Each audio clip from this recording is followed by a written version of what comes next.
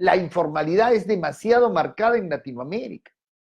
Si tu papá y tu mamá te van a dar un espacio para que construyas en su casa, lo primero que tienes que asegurarte es que te lo dé mediante compra-venta simulada, no sé, mediante compra-venta real a un precio menor, o mediante una donación, o mediante una cesión de pago por una supuesta deuda que de repente le tenía. No sé, pero algo que diga, un momentito, acá está mi escritura pública, esto me transfirió cuando estaba en vida mi papá y mi mamá.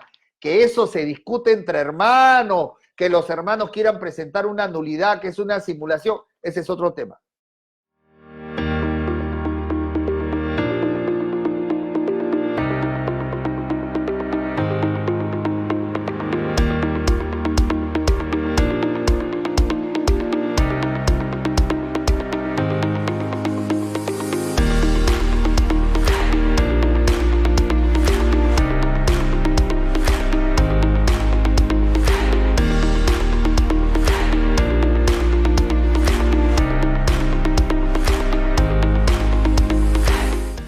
Hoy les tengo una transmisión, hoy les tengo preparado un tema sobre conocimiento. Hoy vamos a hablar sobre conocimiento. Vamos a transmitir hacia las personas que se váyanse conectando. Hoy vamos a hablar sobre la copropiedad, ¿sí? Vamos a hablar de la copropiedad en Latinoamérica y de lo que Jorge Gil en estos 16 años dedicándose a los bienes raíces ha observado. Y sobre eso quiero hablar, sobre la demasiada informalidad que existe en Latinoamérica sobre la copropiedad. Ese es un tema que me parece elemental, que todos los que quieren entrar al negocio de los bienes raíces deben conocer. Hoy voy a pretender dar un conocimiento general de lo que sucede en la realidad y de lo que dice nuestro Código Civil respecto a la copropiedad. Muy buenas noches tengan todos ustedes, y a los que no me conocen en Mundo Millonarios, mi nombre es Jorge Gil Alfaro y estoy transmitiendo desde Lima, la capital de Perú, de donde somos, y 16 años en estos negocios de los bienes raíces de una manera distinta y diferente a lo normal o a lo común. Tengan ustedes muy buenas noches a todos los que se vienen conectando. Espero que el sonido esté bien, confírmeme si todo está perfecto para tocar el tema ya en forma inmediata por la alta hora que es y poder hablar. Bien, señores, vamos a hablar del tema, espero que todo esté bien. Si nadie me dice el sonido está perfecto, espero que sí, sin ningún problema. Ok, bien, creo que sí, no hay problema. Bien, señores, entonces ahora sí empezamos a hablar sobre la copropiedad. Por lo general, señores, en nuestros países latinoamericanos es muy típico, en primer lugar, que por cultura, siempre digo, no se deja testamento. O sea, ¿quién deja testamento? Son escasas personas en Latinoamérica que dejan testamento. Por lo general, la gente que tiene dinero, la gente millonaria, la gente que tiene un patrimonio considerable. Pero las grandes masas del pueblo, la clase media, no deja testamento. No deja testamento en Chile, no deja testamento en Perú, no deja testamento en República Dominicana, no deja testamento en El Salvador, no deja testamento en Ecuador, no deja testamento en Colombia. Nuestra cultura es de no dejar testamento. Bien, hasta ahí entendido. Cada país tiene su forma de reglamentar el testamento. En algunos casos, en algunos países, a ver, coméntame si sabes algo en el país que tú estás. En algunos casos, en algunos países, hay una liberalidad total. Es decir, que si tú dejas testamento, no estás obligado a tener herederos forzosos. Si no me equivoco, creo que Ecuador es así, me confirma. ¿Y en qué países son así? Es decir, que la ley no te obliga, si hay algún abogado, confírmeme, que la ley no te obliga a tener que dejar obligatoriamente a tus hijos una parte de ese 100%. Y entonces hay países donde la liberalidad es total, tú decides. Y claro, como padre y madre, por lo general uno decide dejarle primero a los hijos. Pero si quieres no lo dejas. Esos son me estoy refiriéndome al testamento en determinados países de Latinoamérica. Pero hay países, que son muchos, que te obligan a que en el testamento tú tengas que colocar un porcentaje a tus herederos forzosos. En el Perú, por ejemplo, es las 2/3 partes, es decir, el 66.66% del total. Y tienes un 33.33% de liberalidad que le puedes dejar a quien te parezca. Por lo general, las personas que hacen testamento le dejan esa parte a los hijos que consideran que necesitan una porción adicional. ¿Quién mejor que los padres que saben perfectamente qué hijo necesita más que otros? ¿Sí? Los padres sabemos qué hijo de repente patrimonialmente hablando está cómodo, está bien, tiene casas, tiene fortuna, qué sé yo, y por lo general a ese le dejas menos. Y al que menos suerte ha tenido en la vida, o lo voy a decir de manera jocosa, por favor, o tiene una fallita muy marcada, uno de tus hijos, y sientes que solo no la ha hecho en la vida, y a veces tú tienes que estar ahí ayudándole, apalancándole siempre. Aquellos padres que dicen, este hijo o esta hija creo que va a ser una carga siempre en mi vida, ¿no? Han escuchado esa palabra. Entonces, como que a ellos le dejas una porción adicional, dada su situación económica que no es tan feliz como los otros. Pero eso es cuando dejas testamento. Los padres pueden decidir qué parte no le deja. Y cuando el testamento ya al fallecimiento de los padres se toma lectura, los hijos tienen que acatar, así no les guste la parte que le dejó. Pero son las decisiones de los padres y por tanto los hijos tienen que acatar y eso se inscribirá en registros públicos los que los padres han decidido. Bien, pero esa es la minoría. Ahí viene el tema, esa es la minoría. En Latinoamérica no se deja testamento. Y los hijos, como yo siempre digo, no somos capaces de decirle, papá, mamá, haz tu testamento, pues. Ya ustedes tienen una edad base 7. Papá, tú has tenido 2 paros cardíacos. Mamá, tú eres hipertensa. Y como que nos gustaría que hagan el testamento. Eso en Latinoamérica, ¿qué hijo se atreve a decirle? Nadie. Porque en la costumbre y en la cultura y en la idiosincrasia latinoamericana, eso es una ofensa a tu padre, a tu madre.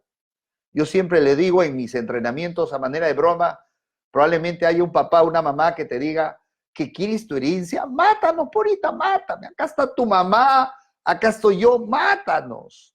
O una frase muy típica, seguro eso tu mujer te está metiendo en la cabeza, ¿no? Tu mujer te está metiendo eso en la cabeza.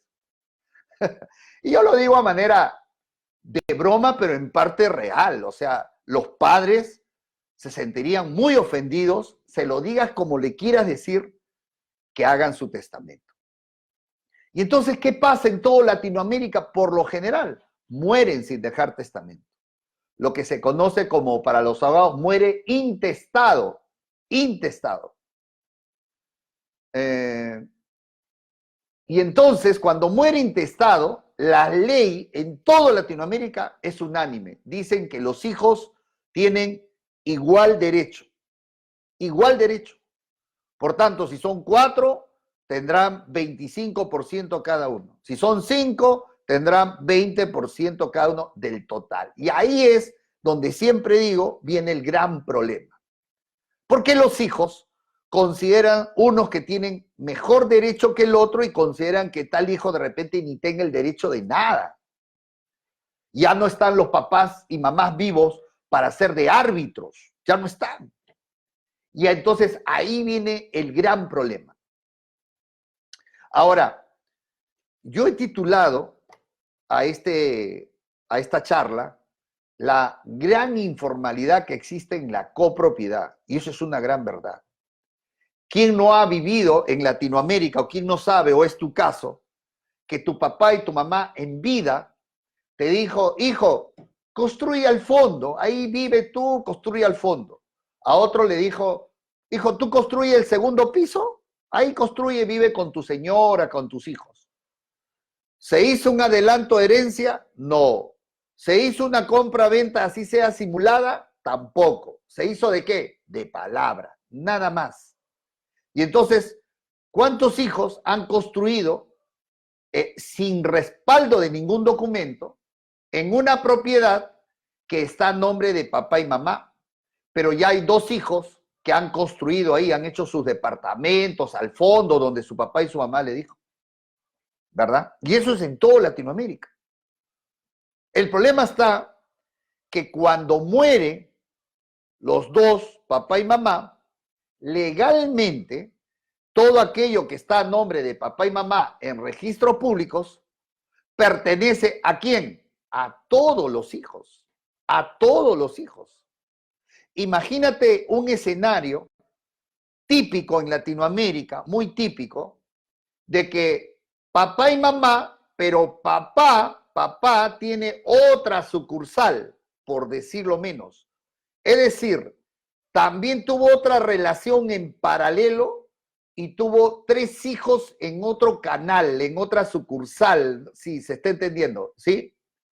El tema se complica más, porque muchas veces no existe relación amical entre los hijos por parte de padre, no necesariamente todos, pero muchas veces no existe esa relación. Si de por sí ya es complicada las relaciones entre hermanos de padre y madre, imagínense lo complejo que ya resulta agregar a esa masa hereditaria a 3 hijos o a 3 hermanos por parte de padre, que de acuerdo a la ley, esos 3 hijos también tienen el mismo derecho que aquellos que son hijos matrimoniales. Claro que hay que hacer la tingencia, que esos 3 hijos, en mi ejemplo, solamente estarían heredando la parte que le corresponde a su papá, obviamente, no a la señora. A la señora, a la esposa, solamente heredan los hijos, obviamente, que son de padre y madre. Pero igual. Entonces, he conocido varios casos donde el tema se complica. Papá, mamá murió y resulta que en la propiedad hay construcciones que hijos lo han hecho solos. Y de acuerdo a la ley, eso no está sustentado en nada. Ese es el tema que quería hablar. Que cuánta informalidad existe o cuánta distancia hay entre la realidad, construcciones que han gastado hijos, que su papá verbalmente y su mamá le dijeron, construye hijo acá, construye la segunda planta, tercera planta, pero que mueren los padres y los hijos, estos hijos se quedan sin ningún sustento y sin ningún documento. Y para la ley es casi universal en todos nuestros países latinoamericanos, desde Chile hasta México. Yo siempre digo eso porque son mercados, son leyes que he estudiado, que lo sé, que tienen matices, que tienen ciertas diferencias en matices, en fechas, en ciertas figuras, pero en general es casi lo mismo. Y ahí viene el gran problema. La realidad, algo distinta de lo legal, de la legalidad. La primera salida que hay y que sería lo mejor, que normalmente a veces no existe, es que los hermanos reconozcan que efectivamente, en mi ejemplo, esas construcciones que se han hecho, lo reconozcan y todos los hermanos se pongan de acuerdo y hagan una división y partición consensualmente todos. Esa sería la salida ideal, donde los hermanos le ceden derechos a estos que han construido, obviamente viendo el porcentaje, y entonces se hace pues un régimen de propiedad horizontal entre los hermanos. Ese sería el ideal, digamos, lo mejor que puede pasar. Pero lamentablemente, normalmente los hermanos no se ponen de acuerdo. Y como no se ponen de acuerdo, estos hermanos que han construido tienen la construcción todo, pero no tienen documentos que lo sustenten. Y en la práctica, en la realidad, estas propiedades muchas veces se quedan así, informalmente, hasta que mueran y van heredando, van heredando. Muchas de estas propiedades siguen todavía, por ejemplo, a nombre del abuelo. El abuelo ya murió hace 25 años, pero los documentos no se arreglan, no se sanean, justamente por estas situaciones que los hermanos no se ponen de acuerdo. Y pueden pasar años de años. Y entonces estas propiedades, en la práctica, se heredan así nomás, de boca en boca. O sea, mueren los padres, siguen heredando los hijos, pero en los papeles nada, sigue a nombre del abuelo todavía o del papá que murió hace 30 años. ¿Por qué? Porque los hermanos no se ponen de acuerdo. Ese es el problema. Y entonces, estas propiedades son un desperdicio financiero. A ver, vamos a hablar desde el punto de vista financiero. ¿Por qué digo que es un desperdicio financiero? Una palabra dura que a veces utilizo. Porque estos departamentos muy bonitos que se han construido en una propiedad que pertenece a la masa hereditaria, a todos los hermanos, pues al no tener título de propiedad, los ocupantes o los dueños pierden la oportunidad de darlo, por ejemplo, en garantía hipotecaria a un banco por una línea de crédito para efectos de su negocio. O sea, pueden vivir ahí, pero no le dan el valor comercial que les puede servir esta propiedad, básicamente a la gente que ve con ojos de comercio, crecimiento. Estoy hablando de un empresario, estoy hablando de un emprendedor. Y lamentablemente esta propiedad no lo puede utilizar como un mecanismo de garantía para una entidad financiera y pueda con esa propiedad tener una línea de crédito a una tasa de interés, bueno, razonable, según el país que fuera.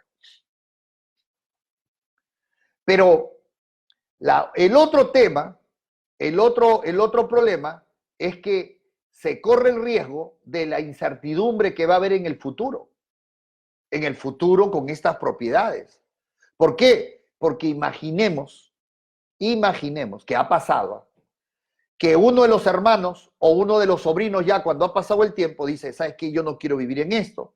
Y presenta una demanda que en mi país se llama división y partición y que en otros países tiene otro nombre, que es lo mismo. Donde le dices al juez, señor juez, hace 30 años tenemos una propiedad que dejó el abuelo, que dejó el papá, y resulta que hasta el día de hoy no nos hemos dividido legalmente. Señor juez, usted cite una conciliación para llegar a un acuerdo. Y si no llegamos a un acuerdo, usted tome las decisiones que correspondan a futuro. Imagínate que se citan y no hay acuerdo. La pregunta del millón, ¿qué va a pasar con esas dos construcciones que se hicieron y que no están avaladas con ningún documento, ni siquiera simulado? Ya les dije, ni de compra-venta, no hay una donación, no hay nada. Así de palabras nomás les dio el papá. En ese caso, desde el punto de vista legal, pertenece a todos. A todos. O sea, si son 5 hermanos, todos tienen 20%. Yo les cuento un caso. Hace como 5 años tuve un caso así. Uno de los hermanos, bueno, en realidad no fue el hermano ya había fallecido y era la esposa con sus 2 hijos en representación del hermano. Presentaron la demanda y ellos no vivían en esa casa familiar. Escucha lo que te voy a contar. No vivían en esa casa familiar. Ellos vivían fuera, en otro lugar, afuera, o sea, nunca vivieron ahí. Y presentaron la demanda ya que el esposo o el papá fallecido era un hermano con los demás. Y presentó esta demanda de división y partición.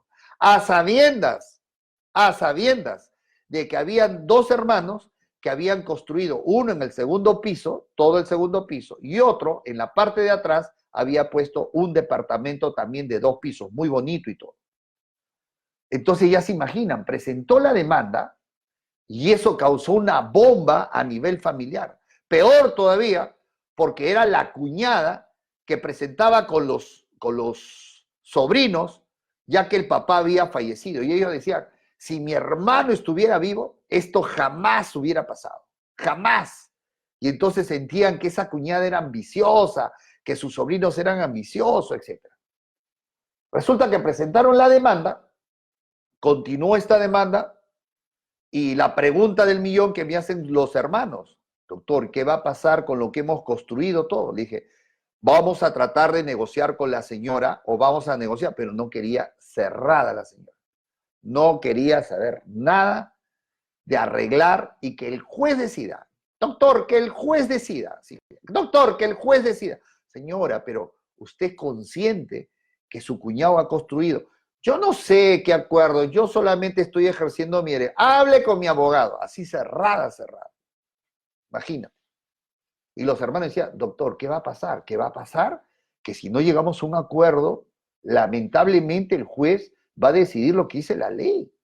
¿Y qué dice la ley? La ley dice que todos son copropietarios. Pero doctor, yo he construido. Sí, pues.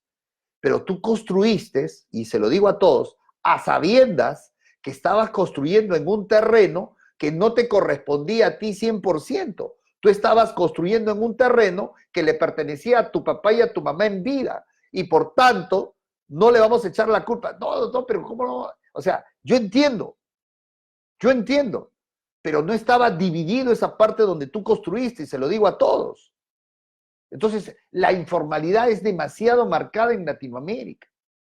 Si tu papá y tu mamá te van a dar un espacio para que construyas en su casa, lo primero que tienes que asegurarte es que te lo dé mediante compra-venta simulada, no sé, mediante compra-venta real a un precio menor, o mediante una donación, o mediante una cesión de pago por una supuesta deuda que de repente le tenía. No sé, pero algo que diga, un momentito, acá está mi escritura pública, esto me transfirió cuando estaba en vida mi papá y mi mamá. Que eso se discute entre hermanos, que los hermanos quieran presentar una nulidad, que es una simulación, ese es otro tema. Pero tienes que tener algo, o sea, algo que diga, esta es una escritura que mi papá y mi mamá en vida lo hicieron. Y acá viene la pepita de oro.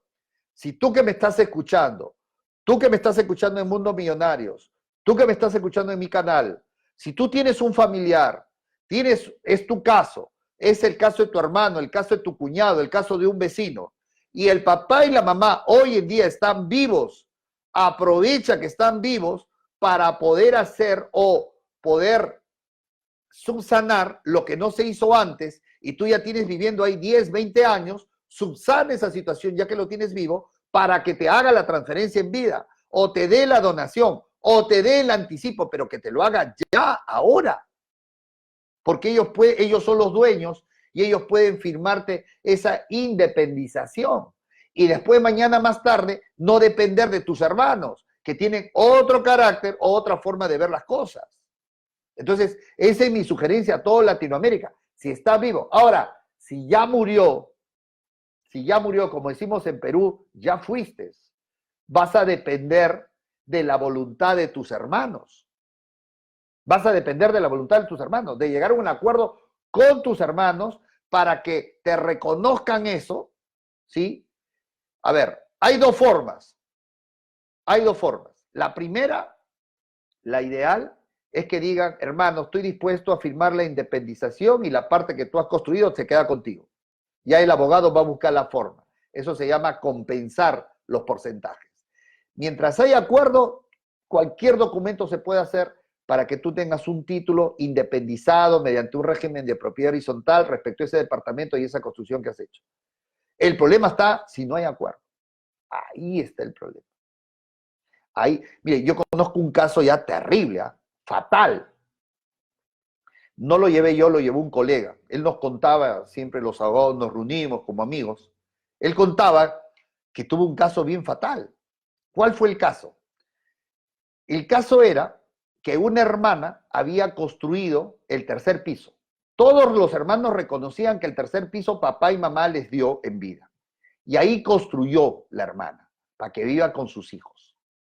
Pero resulta que la propiedad, los hermanos no se pusieron de acuerdo, eran 8 hermanos, imagínense, 8 hermanos, no se pusieron de acuerdo y resulta que ya avanzaba el remate, porque no había acuerdo entre los hermanos. Y la hermana suplicaba y lloraba a sus otros hermanos diciéndole, hermanos, ustedes reconózcanme, no puede ser posible de que ustedes se hagan de la vista gorda, porque cuando se remate la propiedad, ya que no hay acuerdo, eran 8 hermanos, se remate la propiedad, resulta de que todos van a recibir por igual, pero yo lo que he construido, ustedes no son conscientes. Y entonces sus hermanos le dijeron, mira, cuando nos paguen y nos depositen, ahí te vamos a reconocer, ahí te vamos a dar ya, para evitar esto. Ya, hermano, ya. Y todo fue de palabra, así. Ya, hermano, ya. Ok, te vamos a dar.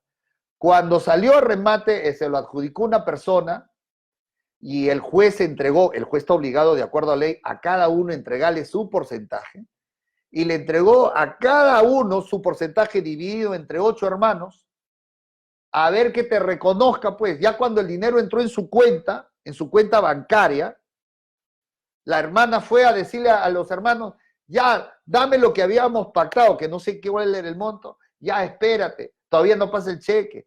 Lo pasearon. De los 8 hermanos, según me cuenta este colega, solo 2 le dieron el dinero porque llegaron a pactar de palabra. 6 se hicieron de la vista gorda. Es que a la gente, cuando el dinero ya está en la cuenta, les cuesta dar, compartir con el hermano.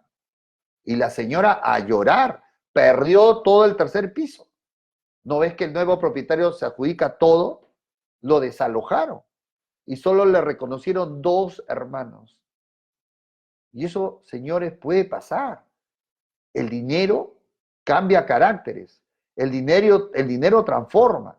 Y como yo siempre digo, cuando somos pequeños y hermanos pequeños, matamos por nuestros hermanos, damos la vida por nuestros hermanos. Pero cuando los hermanos ya son adultos, ya no dan la vida por los hermanos, a veces ni se ven, y resulta que su prioridad es su familia, sus hijos, su pareja. Por eso, señores, esta transmisión va para decirles a todos ustedes, señores, para decirles regularicen, conversen con sus hermanos, para evitarse este problema que es una, ya que está de moda, es un virus en toda Latinoamérica. La informalidad en México, la informalidad en Ecuador, la informalidad en Colombia, la informalidad en Perú, en toda Latinoamérica. Habrán algunos países de repente menos informales, pero es general. Esto es general, señores, en todos nuestros países. Por eso, regularicen hoy que sus padres están en vida. Y si no están en vida, traten de hablar con los hermanos. Porque si esto se va a lo legal, es que, mira, hay otra causa a favor de estas personas. De que en Latinoamérica, como siempre digo, difícilmente los hermanos se demandan.